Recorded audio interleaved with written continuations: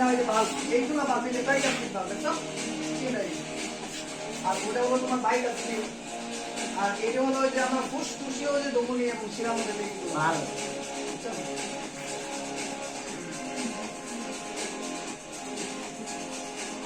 1 minute long করবা মাত্র 1 minute এই হলো তোমার প্রপার্টি গাইড ট্রাইকার স্পিড বাইকার স্পিড ওটা ট্রাইকার স্পিড ছিল